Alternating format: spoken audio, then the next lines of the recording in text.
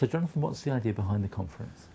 There's a synthesis between science and the Christian community that really needs to embrace the issues around climate change.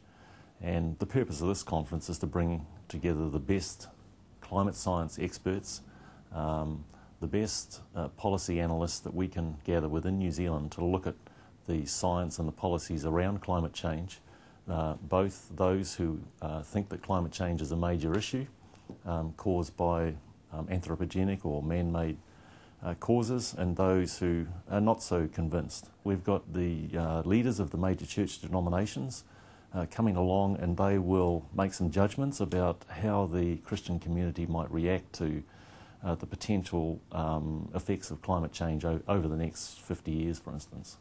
And who do you see as attending the conference to listen? It's targeted to church leaders in particular, but the wider church community is also invited, as is the wider community in general, both the academic and the broader community. Is there a Christian position on climate change? Should there be? The stand that the organisers of this conference are taking is that they are completely neutral. Obviously the speakers are selected to come from a wide variety of viewpoints. We want people to listen to the science and then make judgments for themselves on that basis.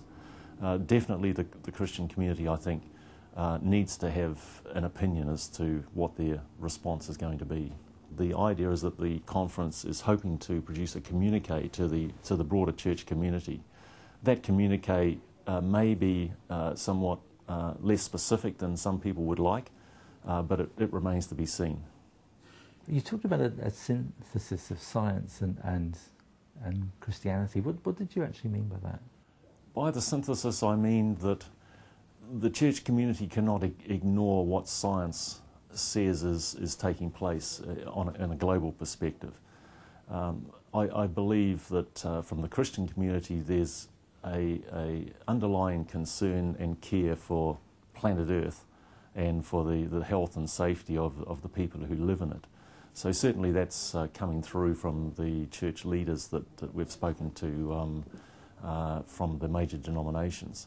So the synthesis is the fact that that faith interacts with science in the sense that from the Christian faith perspective you have a reflection of God's love to the planet, and then science is telling you what effects are happening on the planet, and the interaction is a cause and effect between how you are going to react based on your faith principles to what science is telling you, and how you are going to work that out in real terms in your lifestyle. So I guess this is a bit like the old biblical precept of stewardship. That's correct. It depends on how strongly your faith, I think, has a social bias to it and a social responsibility. There's going to be a whole range of perspectives across the spectrum. Some people will definitely go to lengths of perhaps reducing their fuel consumption, buying smaller cars, turning their refrigerators off when they can. Other people will say the problem is too big. I'm only a small part of it. I don't think what I do makes any difference. Well, Jonathan, thank you very much indeed. Okay, thank you.